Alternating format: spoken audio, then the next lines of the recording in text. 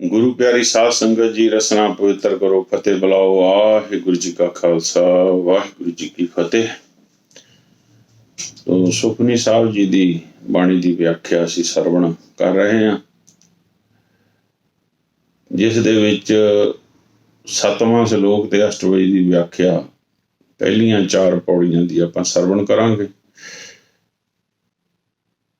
ਤੋ ਇਸ ਤੋਂ ਪਹਿਲਾਂ ਅਸੀਂ ਸਮਝਿਆ ਬਈ ਸਾਧ ਕੌਣ ਹੈ, ਸੰਤ ਕੌਣ ਹੈ, ਮਹਾਂਪੁਰਖ ਕੌਣ ਹੈ, ਕਿਉਂਕਿ ਇਹਦੇ ਵਿੱਚ ਜ਼ਿਕਰ ਬਾਰ-ਬਾਰ ਜਿਹੜਾ ਸਾਧ ਕਰਕੇ ਆਇਆ ਹੈ, ਬ੍ਰਹਮ ਗਿਆਨੀ ਕਰਕੇ ਆਇਆ ਹੈ, 2 ਅਸ਼ਟਪਦੀਆਂ ਦੇ ਵਿੱਚ, 7ਵੀਂ ਤੇ 8ਵੀਂ ਦੇ ਵਿੱਚ। ਤੇ ਉਸ ਗੱਲ ਨੂੰ ਅਸੀਂ ਚੰਗੀ ਤਰ੍ਹਾਂ ਸਮਝ ਲਿਆ। ਤੋ ਇਸ ਤੋਂ ਇਲਾਵਾ ਜਿਹੜਾ ਸੰਤ ਹੈ ਜਾਂ ਸਾਧ ਹੈ, ਇਹ ਬਾਣੀ ਦੇ ਵਿੱਚ ਗੁਰੂ ਸਾਹਿਬ ਵਾਸਤੇ ਵੀ ਆਇਆ ਹੈ, ਤੇ ਗੁਰਮੁਖ ਵੀ ਜਿਹੜਾ ਗੁਰੂ ਸਾਹਿਬ ਲਈ ਆਇਆ ਹੈ, ਗੁਰਮੁਖ ਕਾਲ ਵਿੱਚ ਪ੍ਰਗਟ ਹੋਇਆ, ਪਰਮਾਤਮਾ ਲਈ ਵੀ ਸੰਤ ਲਫ਼ਜ਼ ਆਇਆ ਹੈ। ਤੋ ਇਹ ਜਿਹੜੇ ਸ਼ਬਦ ਹੈਗੇ ਆ, ਇਹ ਸ਼ਬਦਾਂ ਦੇ ਜਾਲ ਦੇ ਵਿੱਚ ਨਹੀਂ ਫਸਣਾ ਹੈਗਾ। ਅਸੀਂ ਆਪਣੀ ਜਿਹੜੀ ਸਮਝ ਹੈ ਉਹਨੂੰ ਬਰਕਰਾਰ ਰੱਖਣਾ, ਵਿਵੇਕ ਮਨ ਜਿਹੜਾ ਉਸਨੂੰ, ਵਿਵੇਕ ਬੁੱਧੀ ਜਿਹੜੀ ਆ ਉਸਨੂੰ ਜਾਗਰਤ ਰੱਖਦੇ ਹੋਏ ਅਸੀਂ ਗੁਰਬਾਣੀ ਤੋਂ ਸਹੀ ਸਿੱਖਿਆ ਲੈਣੀ ਆ। ਤੋ ਜਿੱਥੇ ਕਿਤੇ ਸੰਤ ਦੇ ਸ਼ਬਦ ਨੂੰ ਔਂਕੜ ਲੱਗਾ ਹੁੰਦਾ, ਉਸ ਦਾ ਭਾਵ ਜਿਹੜਾ ਹੁੰਦਾ ਉਹ, ਜਾਂ ਸਾਧ ਨੂੰ ਔਂਕੜ ਲੱਗਾ ਹੁੰਦਾ, ਉਹਦਾ ਭਾਵ ਗੁਰੂ ਲਈ ਆ ਜਾਂਦਾ। ਪਰ ਕਈ ਜਗ੍ਹਾ ਤੇ ਅਸੀਂ ਦੇਖਦੇ ਹਾਂ ਵੀ ਔਂਕੜ ਨਹੀਂ ਵੀ ਲੱਗਾ ਹੁੰਦਾ, ਪਰ ਉਹ ਫਿਰ ਵੀ ਗੁਰੂ ਸਾਹਿਬ ਲਈ ਆਇਆ ਹੁੰਦਾ। ਉੱਥੇ ਕੋਈ ਨਾ ਕੋਈ ਸੰਬੰਧਕੀ ਜਿਹੜਾ ਲੱਗਾ ਹੁੰਦਾ, ਸ਼ਬਦ ਕੇ ਕਹਿ ਕੋ ਇਸ ਤਰ੍ਹਾਂ ਨਾਲ ਲੱਗਾ ਹੁੰਦਾ, ਉਹਦੇ ਕਰਕੇ ਉੱਥੇ ਫਿਰ ਜਿਹੜਾ ਨਾ ਔਂਕੜ ਨਹੀਂ ਲੱਗਾ ਮਿਲਦਾ, ਤੇ ਹੁੰਦਾ ਇੱਕ ਬਚੇ ਨਹੀਂ ਆ। ਉਹ ਇਸ ਤਰੀਕੇ ਨਾਲ ਕੁਝ ਵਿਆਕਰਨ ਦੀਆਂ ਬਰੀਕੀਆਂ ਉਹ ਵੀ ਹੈ, ਤੇ ਉਹਦੇ ਮੁਤਾਬਕ ਹੀ ਆਪਾਂ ਫਿਰ ਅਰਥ ਕਰਦੇ ਹਾਂ। ਤੇ ਅਸ਼ਟਪਦੀ ਦੇ ਵਿੱਚ ਬਹੁਤਾ ਕਰਕੇ ਜਿੱਥੇ ਸਾਧ ਆਇਆ ਹੈ, ਉਹ ਸਾਧ ਕੈ, ਸਾਧ ਕੇ, ਤੇ ਉੱਥੇ ਵੀ ਜਿਹੜਾ ਮੁੱਖ ਤੌਰ ਤੇ ਵੈਸੇ ਦੇਖਿਆ ਜਾਵੇ ਤਾਂ ਗੁਰੂ ਸਾਹਿਬ ਲਈ ਵਰਤਿਆ ਜਾਂਦਾ। ਤੇ ਪਰ ਕੀ ਆ, ਬਹੁਤ ਸਾਰੀ ਦੁਨੀਆ ਜਿਹੜੀ ਆ ਉਹ ਇਸ ਗੱਲ ਨੂੰ ਲੈਂਦੀ ਆ ਵੀ ਨਹੀਂ, ਇਹ ਕਿਸੇ ਮਹਾਂਪੁਰਸ਼ ਲਈ ਆ, ਜਾਂ ਉਹ ਆ ਗੁਰਮੁਖ ਪਿਆਰਿਆਂ ਲਈ ਆ, ਇਸ ਤਰੀਕੇ ਨਾਲ ਲੈਂਦੇ ਆ।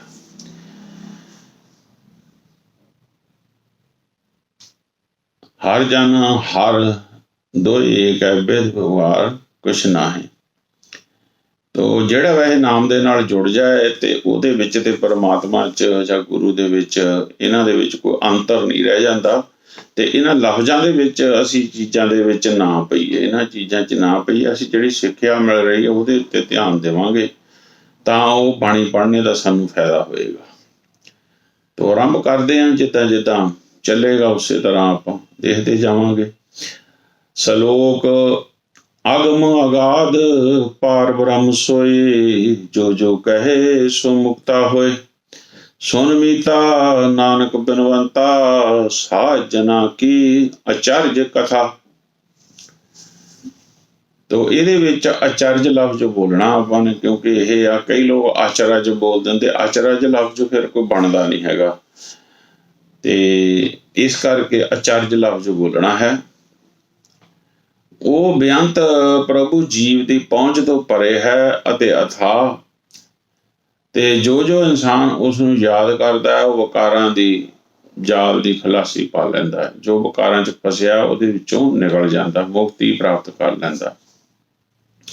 ਹੇ ਮਿੱਤਰ ਸੁਣ, ਨਾਨਕ ਬੇਨਤੀ ਕਰਦਾ ਹੈ, ਭਗਤ ਜਨਾਂ ਗੁਰਮੁਖ ਜਨਾਂ ਦੇ ਗੁਣਾਂ ਦਾ ਜ਼ਿਕਰ ਵਿਸਮਾਦ ਕਰਨ ਵਾਲਾ ਹੈ।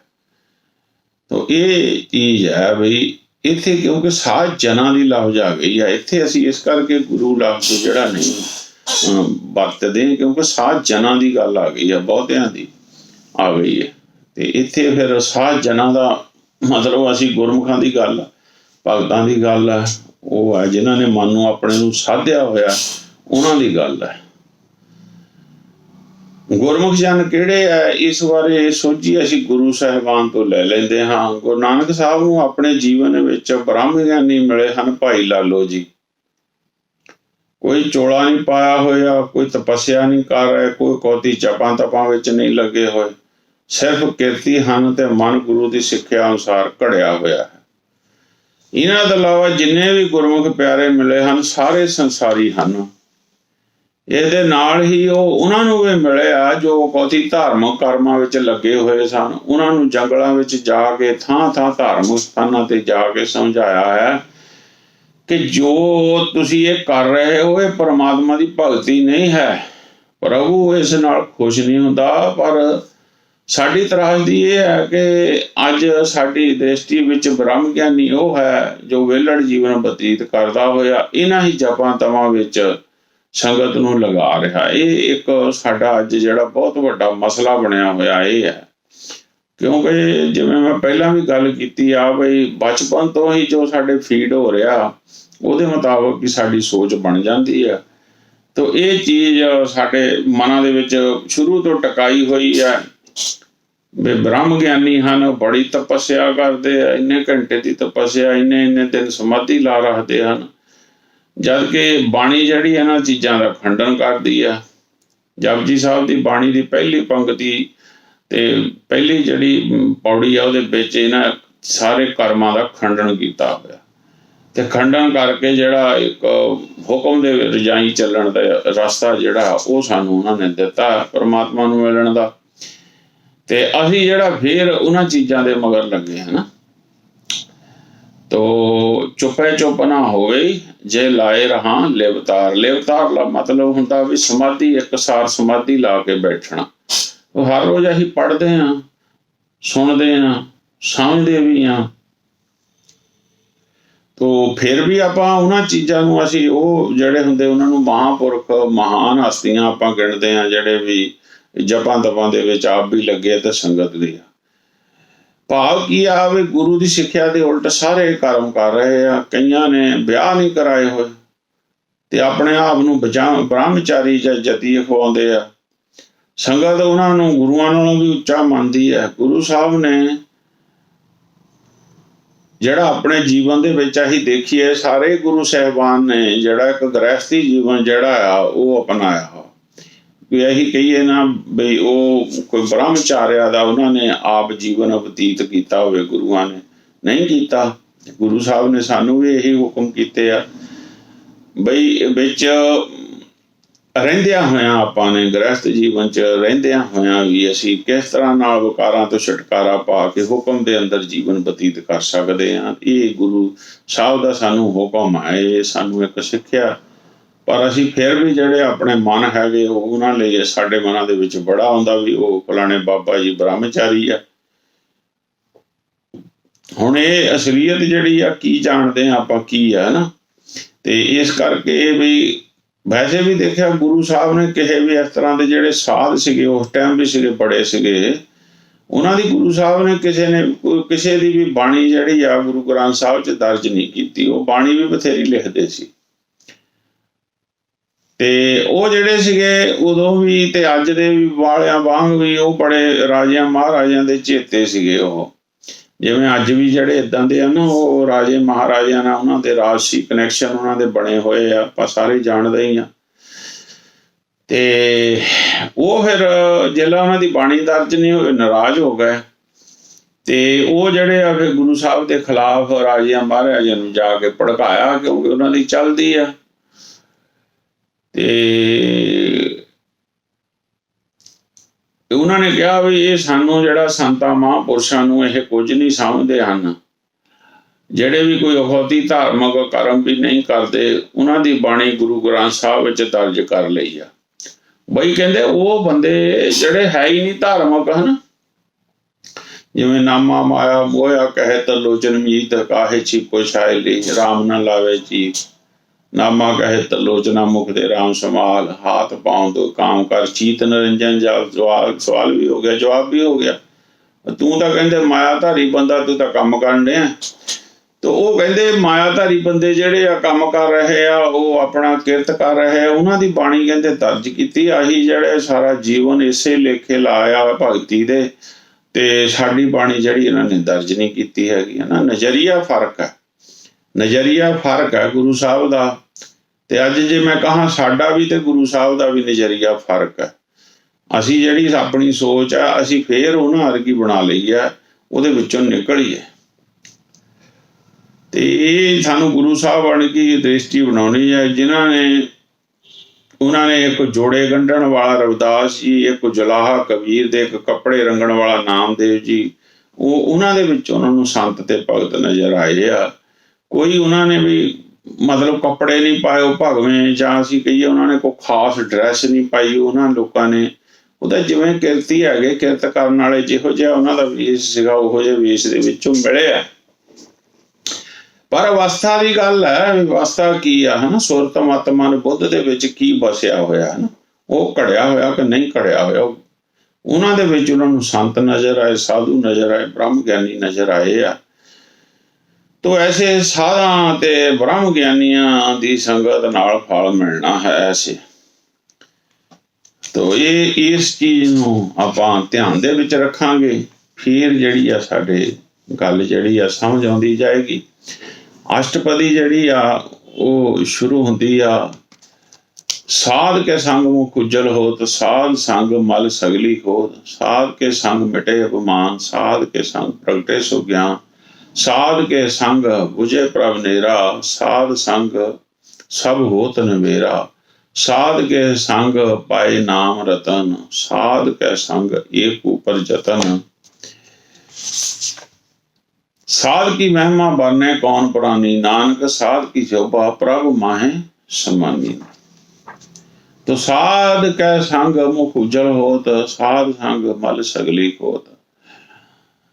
तो बहुता जिहड़ा विचार है वो गुरु साहब बारे आपां गल करदे, गुरु साहब बारे आ। ते उस तो इलावा जे आपां गुरमुखां दी भी गल कर लईए जां संतां महापुरखां दी भी गल कर लईए, ਜਿਹੜੇ ਤਾਂ ਨਾਮ ਨਾਲ ਜੁੜੇ ਹੋਏ ਆ, ਜਿਨ੍ਹਾਂ ਦੇ ਅੰਦਰ ਕੁਛ ਹੈ, ਜਿਸ ਵੇਲੇ ਉਹਨਾਂ ਦੇ ਕੋਲ ਜਾ ਕੇ ਬੈਠਦੇ ਆ ਫਰਕ ਪੈਂਦਾ ਹੀ ਆ। ਤੇ ਉਹਨਾਂ ਨੇ ਜਿਹੜੀ ਇਹ ਗੱਲ ਵੀ ਗੁਰੂ ਦੀ ਕਰਨੀ, ਜਿਵੇਂ ਮੈਂ ਪਹਿਲਾਂ ਦੱਸਿਆ, ਉਹਨਾਂ ਨੇ ਆਪਣੇ ਹਉਮੈ ਨਹੀਂ ਖਿਲਾਰਨੀ ਹੈਗੀ। ਉਹਨਾਂ ਨੇ ਇਹ ਨਹੀਂ ਕਹਿਣਾ ਵੀ ਸਾਡੇ ਇੱਥੇ ਬੜੇ ਬੜੇ ਨੇਤਾ ਆਉਂਦੇ ਆ ਜਾਂ ਬੜੇ ਬੜੇ ਅਫਸਰ ਆਉਂਦੇ ਆ, ਔਰ ਉਹਨਾਂ ਨੇ ਆਪਣੀ ਹਉਮੈ ਦੀਆਂ ਕਹਾਣੀਆਂ ਨਹੀਂ ਸੁਣਾਉਣੀਆਂ ਤੁਹਾਨੂੰ। ਉਹਨਾਂ ਨੇ ਗੁਰੂ ਦੀ ਗੱਲ ਕਰਨੀ ਆ। ਜਿੱਥੇ ਵੀ ਜਾ ਕੇ ਤੁਸੀਂ ਬੈਠਦੇ ਆ ਉੱਥੇ ਗੁਰੂ ਦੀ ਗੱਲ ਚੱਲ ਰਹੀ ਹੈ। ਬੇਸ਼ੱਕ ਉਹ ਕੋਈ ਵਕੀਲ ਹੈਗਾ, ਬੇਸ਼ੱਕ ਉਹ ਟਾਈਪ ਕਰਨ ਵਾਲਾ ਹੈਗਾ, ਬੇਸ਼ੱਕ ਉਹ ਕੋਈ ਕਾਰੀਗਰ ਹੈਗਾ, ਬੇਸ਼ੱਕ ਉਹ ਬਿਜਲੀ ਦਾ ਕੰਮ ਕਰਨ ਵਾਲਾ ਹੈਗਾ, ਬੇਸ਼ੱਕ ਕੋਈ ਵੀ ਇਨਸਾਨ ਹੈਗਾ, ਬੇਸ਼ੱਕ ਕੋਈ ਨੌਕਰੀ ਕਰਨ ਵਾਲਾ ਅਫਸਰ ਹੈਗਾ, ਕੋਈ ਪੀਐਨ ਹੈਗਾ, ਕੋਈ ਵੀ ਹੈਗਾ, ਜਿਸ ਵੇਲੇ ਉੱਥੇ ਜਾ ਕੇ ਬੈਠਦੇ ਆ ਉੱਥੇ ਸੱਚ ਦੀ ਵਿਚਾਰ ਹੋਣੀ ਸ਼ੁਰੂ ਹੋ ਜਾਂਦੀ ਆ। ਤੇ ਸਮਝ ਲਓ ਵੀ ਇਹ ਸੰਤ ਰੂਪ ਹੀ ਆ। ਇਹ ਉਹ ਗੁਰੂ ਦੀ ਸਿੱਖਿਆ ਜਿਸ ਨੇ ਆਪਣੇ ਅੰਦਰ ਦ੍ਰਿੜ ਕਰ ਲਈ ਹੈ, ਉਹ ਗੁਰੂ ਦਾ ਰੂਪ ਹੀ ਹੋ ਜਾਂਦਾ ਇਨਸਾਨ ਫਿਰ। ਤੇ ਸਾਧ ਲਫ਼ਜ਼ ਨੂੰ ਅਸੀਂ ਸਾਧ ਹੀ ਕਹੀ ਜਾਵਾਂਗੇ ਆਪਣੇ ਤੌਰ ਤੇ, ਜਿਵੇਂ ਕਿਸੇ ਤੇ ਸਮਝ ਹੋਵੇ ਉਸੇ ਤਰ੍ਹਾਂ ਸਮਝ ਲੈਣਾ। ਤੇ ਇਹ ਲਫ਼ਜ਼ਾਂ ਦੇ ਹੇਰ ਫੇਰ 'ਚ ਨਹੀਂ ਪੈਣਾ ਹੈਗਾ। ਅਸੀਂ ਜਿਹੜਾ ਆ ਉਹਦੇ ਵਿੱਚੋਂ ਮਿਲਣ ਵਾਲੀ ਸਿੱਖਿਆ ਉਹਨੂੰ ਅਸੀਂ ਅੰਦਰ ਆਪਣੇ ਆਤਮੇ 'ਚ ਦ੍ਰਿੜ ਕਰਾਂਗੇ ਤਾਂ ਉਸ ਦਾ ਸਾਨੂੰ ਲਾਭ ਹੋਏਗਾ। ਤੋ ਗੁਰਮੁਖਾਂ ਦੀ ਸੰਗਤ ਵਿੱਚ ਰਹਿਣ ਨਾਲ ਮੁਖ ਉਜਲੇ ਹੁੰਦੇ ਹਨ, ਇੱਜ਼ਤ ਮਿਲਦੀ ਹੈ, ਕਿਉਂਕਿ ਸਾਧੂ ਜਨਾਂ ਦੇ ਕੋਲ ਰਹਿਣ ਨਾਲ ਵਿਕਾਰਾਂ ਦੀ ਮੈਲ ਦੂਰ ਹੁੰਦੀ ਹੈ। ਸਾਧ ਕੇ ਸੰਗ ਮਿਟੇ ਅਭਿਮਾਨ, ਸਾਧ ਕੇ ਸੰਗ ਪ੍ਰਗਟੇ ਸੋ ਗਿਆਨ। ਸਾਧੂਆਂ ਦੀ ਸੰਗਤ ਵਿੱਚ ਅਹੰਕਾਰ ਦੂਰ ਹੁੰਦਾ ਹੈ ਤੇ ਸ੍ਰੇਸ਼ਟ ਗਿਆਨ ਪ੍ਰਗਟ ਹੁੰਦਾ ਹੈ, ਸ੍ਰੇਸ਼ਟ ਗਿਆਨ ਪ੍ਰਗਟ ਹੁੰਦਾ ਹੈ।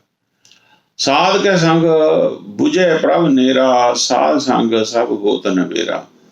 ਗੁਰਮੁਖਾਂ ਤੋਂ ਸੋਝੀ ਮਿਲਦੀ ਹੈ ਕਿ ਵਾਹਿਗੁਰੂ ਸਾਡੇ ਅੰਗ ਸੰਗ ਹੈ। ਗੁਰਮੁਖਾਂ ਦੀ ਸੰਗਤ ਦੁਆਰਾ ਮੰਦੇ ਸੰਸਕਾਰਾਂ ਦਾ ਸਾਰਾ ਨਿਬੇੜਾ ਹੋ ਜਾਂਦਾ ਹੈ।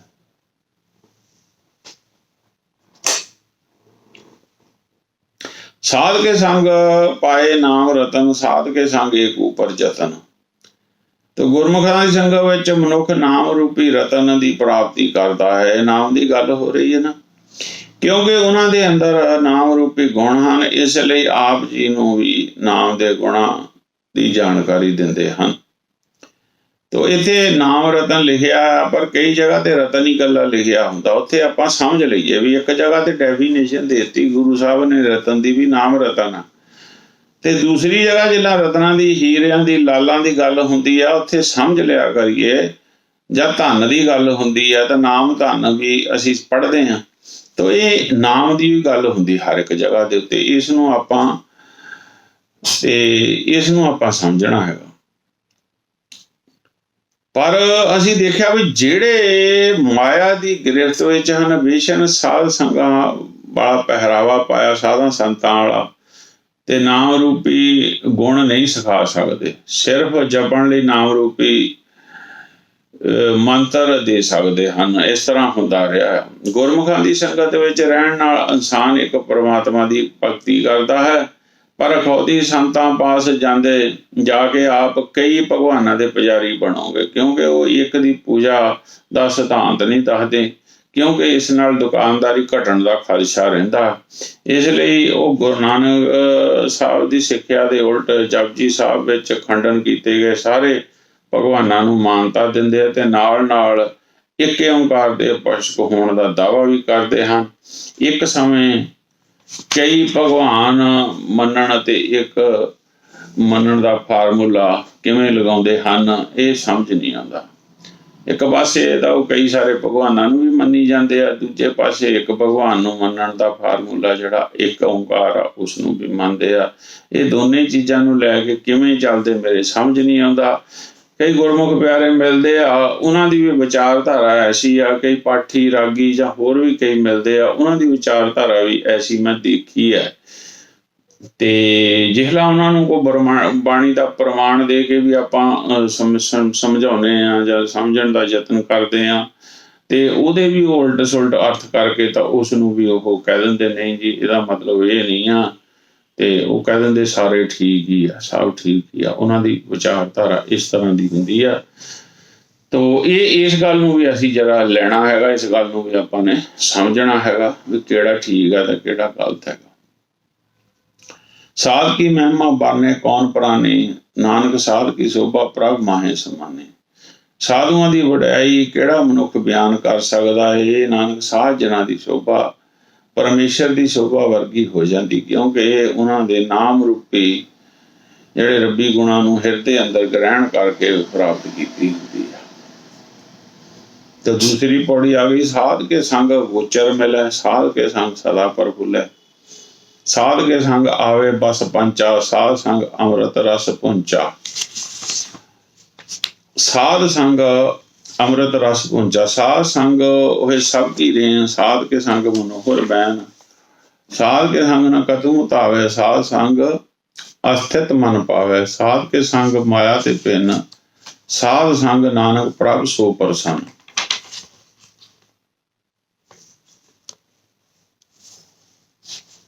ਸਾਧ ਕੈ ਸੰਗ ਅਗੋਚਰ ਮਿਲੈ, ਸਾਧ ਕੈ ਸੰਗ ਸਦਾ ਪ੍ਰਫੁੱਲੈ।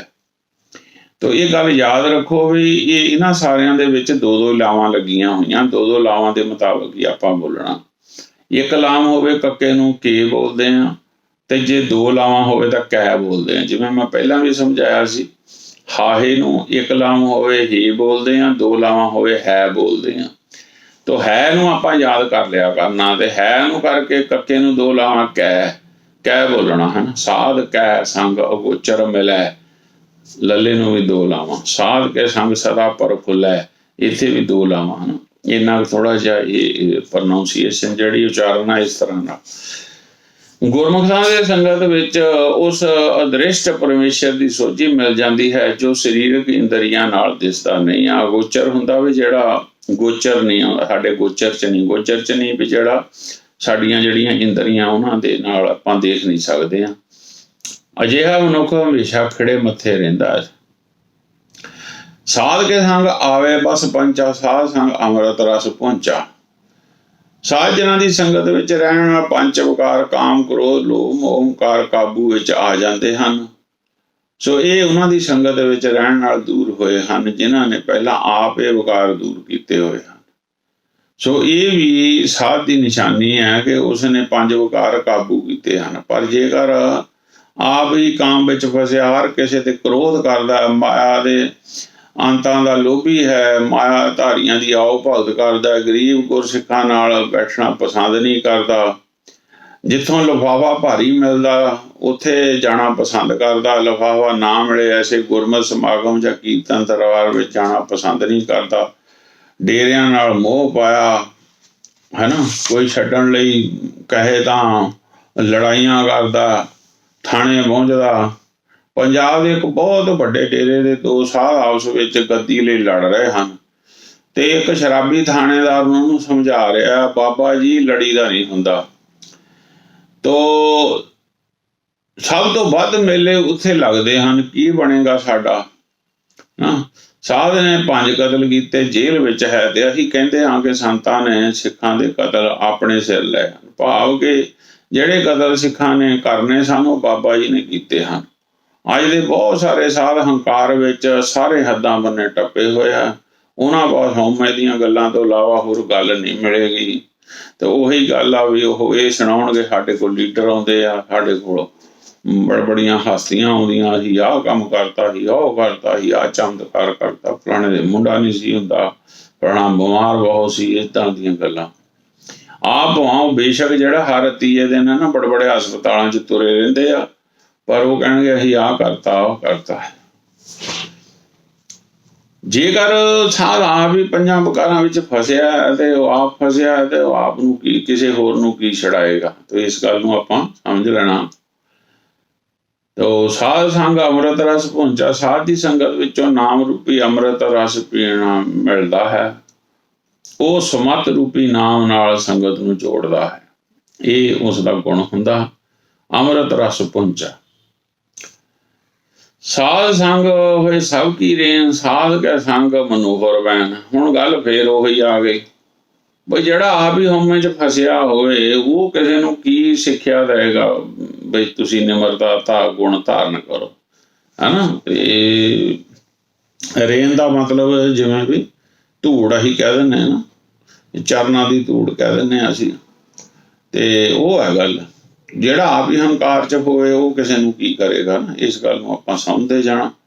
ਤੋ ਸਾਧੂਆਂ ਦੀ ਸੰਗਤ ਜਿਹੜੇ ਆਪ ਨਿਮਰਤਾ ਨਾਲ ਭਰੇ ਹੋਏ ਹਨ, ਨਾਲ ਸੰਗਤ ਵੀ ਨਿਮਰਤਾ ਦਾ ਗੁਣ ਸਿੱਖਦੀ ਹੈ ਅਤੇ ਆਪਣੇ ਆਪ ਨੂੰ ਸੰਗਤਾਂ ਦੇ ਚਰਨਾਂ ਦੀ ਧੂੜ ਸਮਝਦੀ ਹੈ।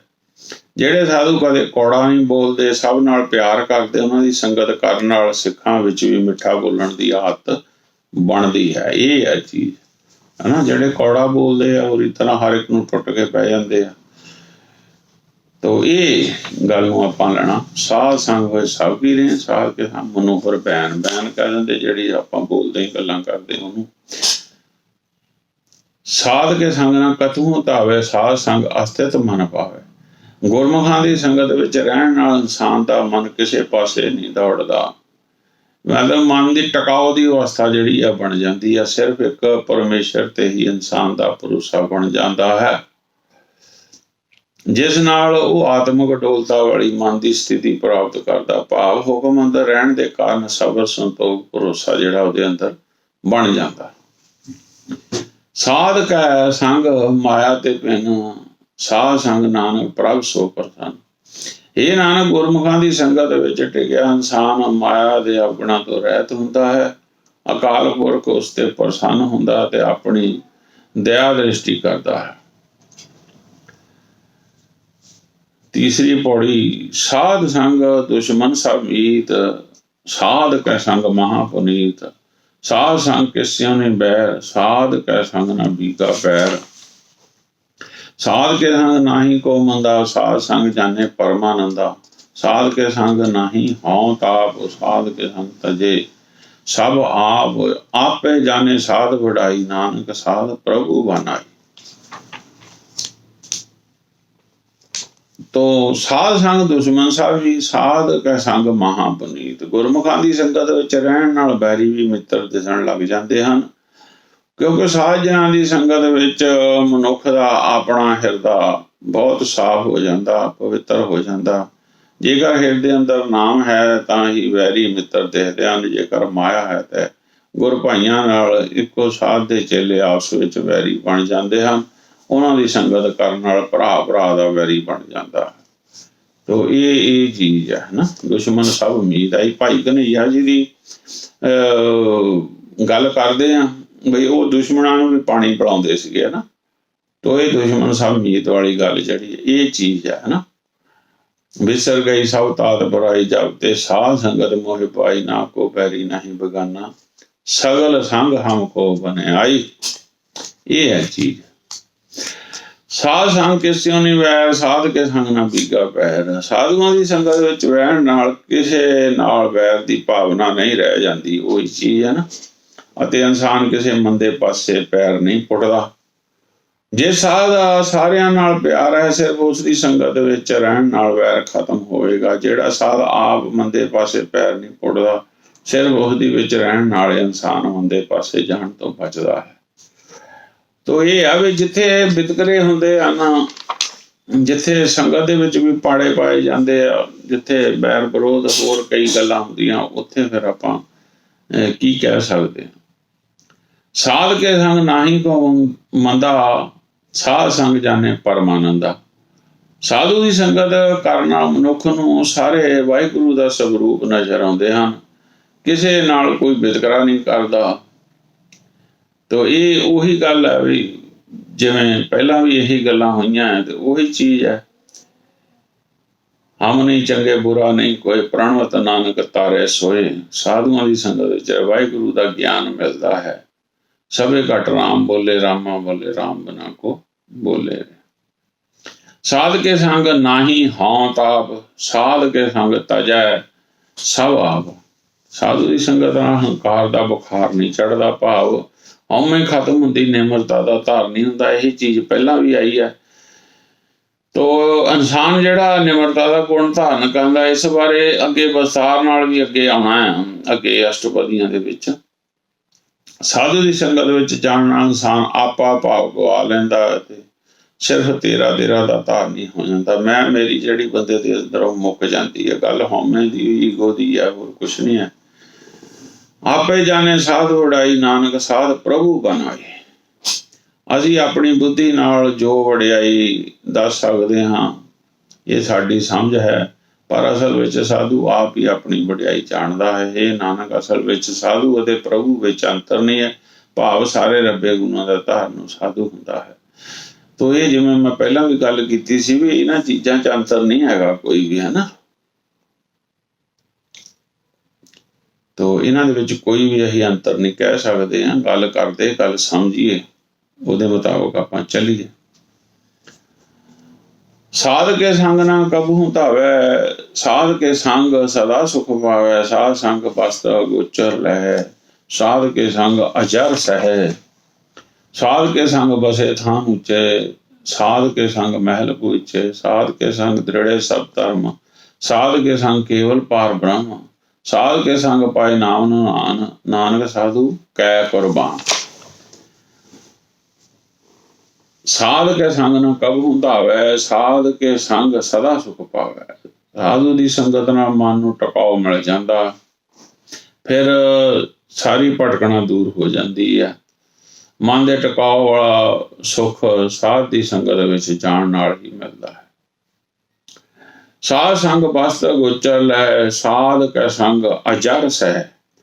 ਸਾਧੂ ਦੀ ਸੰਗਤ ਵਿੱਚੋਂ ਰੱਬੀ ਗਿਆਨ ਰੂਪੀ ਵਸਤ ਮਿਲਦੀ ਹੈ। ਗੁਰੂ ਉਪਦੇਸ਼, ਗੁਰਮਤਿ ਗਿਆਨ ਸੰਗਤ ਵਿੱਚੋਂ ਹੀ ਮਿਲਦਾ ਹੈ। ਸੰਗਤ ਵਿੱਚ ਜਾਣ ਨਾਲ ਇਨਸਾਨ ਅੰਦਰ ਸਹਿਣਸ਼ੀਲਤਾ ਦਾ ਗੁਣ ਆ ਜਾਂਦਾ ਹੈ, ਜਿਸ ਨਾਲ ਉਹ ਨਾ ਜਰਨ ਜੋਗੇ ਵਿਕਾਰਾਂ ਦੇ ਹਮਲੇ ਵੀ ਆਸਾਨੀ ਨਾਲ ਸਹਿ ਕੇ ਅਡੋਲ ਰਹਿੰਦਾ ਹੈ। ਸਾਧ ਕੇ ਸੰਗ ਬਸੇ ਥਾਨ ਉੱਚੇ, ਸਾਧੂ ਕੇ ਸੰਗ ਮਹਿਲ ਪੂਚੇ। ਸੰਗਤ ਵਿੱਚ ਜਾਣ ਨਾਲ ਮਨੁੱਖ ਦੀ ਆਤਮਿਕ ਅਵਸਥਾ ਉੱਚੀ ਹੋ ਜਾਂਦੀ ਹੈ। ਗੁਰਬਾਣੀ ਵਿੱਚ ਬਾਰ-ਬਾਰ ਮਹਿਲ ਦੀ ਗੱਲ ਹੁੰਦੀ ਹੈ, ਜਿਸ ਦਾ ਭਾਵ ਹੈ ਮਨ ਦਾ ਟਿਕਾਓ ਵਾਲੀ ਅਵਸਥਾ ਵਿੱਚ ਆਉਣਾ, ਜਿਸ ਨੂੰ ਪ੍ਰਭੂ ਮਿਲਾਪ ਦੀ ਅਵਸਥਾ ਵੀ ਕਿਹਾ ਜਾਂਦਾ ਹੈ। ਚੌਥਾ ਪਦ ਜਾਂ ਤੁਰਿਆ ਅਵਸਥਾ ਕਿਹਾ ਜਾਂਦਾ। ਇਹ ਬਣ ਜਾਂਦੀ ਆ ਮਹਿਲ 'ਚ ਪਹੁੰਚਣ ਦੀ ਗੱਲ। ਜਿੰਨੀ ਦੇਰ ਬਾਹਰ ਭਟਕਦਾ, ਉਹ ਫਿਰ ਭਟਕਣਾ 'ਚ ਹੀ ਹੈ। ਉਸ ਨੂੰ ਫਿਰ ਆਵਾਜ਼ਾਂ ਮਾਰਦੇ ਆ, ਬੇਨਤੀਆਂ ਕਰਦੇ ਆ ਵੀ ਆ ਜਾ ਆਪਣੇ ਟਿਕਾਣੇ ਤੇ, ਆਪਣੇ ਮਹਿਲ 'ਚ ਜਾ, ਆਪਣੇ ਘਰ 'ਚ ਆ ਜਾ। ਤੇ ਇਹ ਇਸ ਤਰ੍ਹਾਂ ਦੇ ਬਾਣੀ 'ਚ ਬੇਅੰਤ ਸ਼ਬਦ ਜਿਹੜੇ ਸਾਨੂੰ ਮਿਲਦੇ ਆ। ਸਾਧ ਕੇ ਸੰਗ ਦ੍ਰਿੜੇ ਸਭ ਧਰਮ, ਸਾਧ ਕੇ ਸੰਗ ਕੇਵਲ ਪਾਰ ਬ੍ਰਹਮ। ਸੰਗਤ ਵਿੱਚ ਆ ਕੇ ਧਰਮ ਦੇ ਗੁਣਾਂ ਨੂੰ ਦ੍ਰਿੜ ਕਰਦਾ ਹੈ, ਭਾਵ ਆਪਣੇ ਮਨ ਅੰਦਰ ਵਸਾਉਂਦਾ ਹੈ। ਸੱਚ, ਪ੍ਰੇਮ, ਨਿਮਰਤਾ, ਦਇਆ, ਸੰਤੋਖ, ਸਬਰ, ਸ਼ਾਂਤੀ, ਧੀਰਜ, ਸੀਲ ਸੰਜਮ, ਸਹਿਣਸ਼ੀਲਤਾ, ਮਿੱਠਾ ਬੋਲਣਾ ਆਦਿਕ ਇਹ ਜਿਹੜੇ ਆ ਉਹ ਆਪਣੇ ਅੰਦਰ ਦ੍ਰਿੜ ਕਰਦਾ ਨਾ ਸਭ ਨੂੰ। ਸੰਗਤ ਦੇ ਅਸਰ ਨਾਲ ਕੇਵਲ ਇੱਕ ਵਾਹਿਗੁਰੂ ਵਿੱਚ ਵਿਸ਼ਵਾਸ ਕਰਦਾ। ਏਕੇ ਏਕੇ ਏਕ ਤੂੰ ਹੀ, ਏਕੇ ਏਕੇ ਤੂੰ ਰਾਇਆ, ਤਉ ਕਿਰਪਾ ਤੇ ਸੁਖ ਪਾਇਆ। ਇਹ ਸ਼ਬਦ ਸਾਡੇ ਅਜੀਜ਼ ਭਾਈ ਜਸਵਿੰਦਰ ਸਿੰਘ ਜੀ ਜਿਸ ਵੇਲੇ ਦਰਬਾਰ ਸਾਹਿਬ ਤੋਂ ਪੜ੍ਹਦੇ ਆ ਤੇ ਬਹੁਤ ਹੀ ਆਨੰਦ ਆਉਂਦਾ।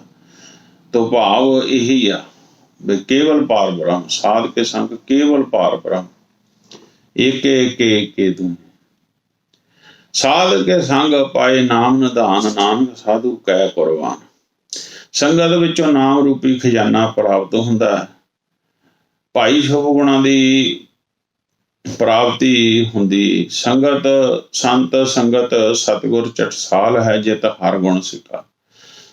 ਸਤ ਸੰਗਤ ਸਤਿਗੁਰ ਚਟਸਾਲ ਹੈ, ਜਿਤ ਹਰ ਗੁਣ ਸਿੱਖਾ। ਤੋ ਇਹ ਜਿਹੜੀ ਸੰਗਤ ਹੈ, ਸੰਗਤ ਜਿਹੜੀ ਆ ਇੱਕ ਪਾਠਸ਼ਾਲਾ ਹੈ ਜਿੱਥੇ ਜਾ ਕੇ ਅਸੀਂ ਗੁਣਾਂ ਦੀ ਪੜ੍ਹਾਈ ਸਿੱਖਦੇ ਹਾਂ। ਹੇ ਨਾਨਕ ਆਖ ਮੈਂ ਆਪਣੇ ਗੁਰੂ ਤੋਂ ਕੁਰਬਾਨ ਜਾਂਦਾ ਹਾਂ। ਤੋ ਇਹ ਨਾਮ ਨਿਧਾਨ, ਨਾਮ ਦਾ ਖਜ਼ਾਨਾ ਜਿਹੜਾ ਆ ਉਹ ਇਹੀ ਆ ਜਿਹੜੀ ਸਿੱਖਿਆ ਸਾਨੂੰ ਮਿਲਦੀ ਆ। ਗੁਣਾਂ ਦੀ ਸਿੱਖਿਆ, ਕਿਹੜੇ ਗੁਣ ਆਪਾਂ ਪਹਿਲਾਂ ਸੱਚ ਪ੍ਰੇਮ ਨਿਮਰਤਾ ਦਇਆ ਸੰਤੋਖ ਸਬਰ ਸ਼ਾਂਤੀ ਧੀਰਜ ਸੀਲ ਸੰਜਮ ਸਹਿਣਸ਼ੀਲਤਾ ਮਿੱਠਾ ਬੋਲਣਾ ਆਦਿਕ, ਇਹ ਜਿਹੜੇ ਆ ਨਾ ਇਹ ਗੁਣ ਜਿਹੜੇ ਆ ਇਹਨਾਂ ਨੂੰ ਸਿੱਖਦੇ ਆ ਆਪਾਂ ਸੰਗਤ ਦੇ ਵਿੱਚੋਂ ਜਾ ਕੇ। ਇਹਦੀ ਗੱਲ ਹੈ। ਜੇ ਆਪਾਂ ਇਹ ਨਹੀਂ ਸਿੱਖਣ ਜਾਂਦੇ ਤੇ ਆਪਣੀ ਹਉਮੈ ਦਾ ਵਿਖਾਵਾ ਕਰਦੇ ਆ ਜਾਂ ਹੋਰ ਚੱਕਰਾਂ ਦੇ ਵਿੱਚ ਆਪਾਂ ਜਿਹੜਾ ਸੋਚਦੇ ਆ ਵੀ ਭਗਤੀ ਹੁੰਦੀ ਹੈ, ਤਾਂ ਉਹ ਫਿਰ ਸਾਡੀ ਗਲਤਫਹਿਮੀ ਆ, ਉਹ ਹੋਰ ਕੁਛ ਨਹੀਂ ਆ। ਤੇ ਮੇਨ ਮਕਸਦ ਜਿਹੜਾ ਸੰਗਤ 'ਚ ਜਾਣ ਦਾ ਇਹ ਗੁਣਾਂ ਨੂੰ ਪ੍ਰਾਪਤ ਕਰਨਾ ਹੀ ਹੁੰਦਾ ਹੈ। ਤੇ ਜੋ ਹੁਕਮ ਪਰਮਾਤਮਾ ਦੇ ਆ, ਹੁਕਮ ਰਜਾਈ ਚੱਲਣਾ, ਪਰਮਾਤਮਾ ਦੇ ਹੁਕਮ ਜਿਹੜੇ ਆ ਉਹ ਗੁਰੂ ਦੇ ਰਾਹੀਂ ਸਾਨੂੰ ਸਿੱਖਿਆ ਦੇ ਰੂਪ ਦੇ ਵਿੱਚ ਮਿਲਦੇ ਆ ਤੇ ਉਹਨਾਂ ਨੂੰ ਅਸੀਂ ਆਪਣੇ ਹਿਰਦੇ ਦੇ ਅੰਦਰ ਦ੍ਰਿੜ ਕਰਨਾ ਹੁੰਦਾ। ਤੇ ਉਸ ਤਰੀਕੇ ਨਾਲ ਜੇਕਰ ਆਪਾਂ ਇੱਕ ਲੈ ਕੇ ਭਾਵਨਾ ਗੁਰਦੁਆਰਾ ਸਾਹਿਬ ਜਾਂਦੇ ਹਾਂ, ਸੰਗਤ ਦੇ ਵਿੱਚ ਜਾਂਦੇ ਹਾਂ, ਫਿਰ ਤਾਂ ਕੁਝ ਪ੍ਰਾਪਤੀ ਕਰ ਲੈਂਦੇ ਹਾਂ। ਤੇ ਜੇ ਅਸੀਂ ਆਪਣੇ ਹਿਸਾਬ ਨਾਲ ਤੁਰੇ ਹਾਂ ਤਾਂ ਉਸ ਹਿਸਾਬ ਨਾਲ ਉਹ ਆਪਣੀ ਪ੍ਰਾਪਤੀ ਹੋ ਜਾਂਦੀ, ਸੰਸਾਰਕ ਹੋ ਜਾਂਦੀ ਆ। ਤੇ ਗੁਰੂ ਸਾਹਿਬ ਵੱਲੋਂ ਤਾਂ ਕੋਈ ਮਨਾ ਨਹੀਂ ਆ, ਤੁਸੀਂ ਸੰਸਾਰਕ ਲੈਣੀ ਸੰਸਾਰਕ ਮਿਲ ਜਾਊਗੀ, ਜੇ ਆਤਮਿਕ ਤਲ ਤੇ ਕੋਈ ਚਾਹੁੰਦੇ ਆ ਤਾਂ ਉਹ ਮਿਲ ਜਾਏਗਾ। ਤੇ ਇਹ ਸਾਡੀ ਭਾਵਨਾ ਹੁੰਦੀ, ਅਸੀਂ ਕੀ ਚਾਹੁੰਦੇ ਹਾਂ। ਗੁਰੂ ਸਾਹਿਬ ਤਾਂ ਸਦਾ ਹੀ ਸਾਨੂੰ ਵਾਜਾਂ ਮਾਰਦੇ ਆ। ਹੋਈਆਂ ਭੁੱਲਾਂ ਦੀ ਖਿਮਾ ਜੀ। ਵਾਹਿਗੁਰੂ ਜੀ ਕਾ ਖਾਲਸਾ, ਵਾਹਿਗੁਰੂ ਜੀ ਕੀ ਫਤਿਹ।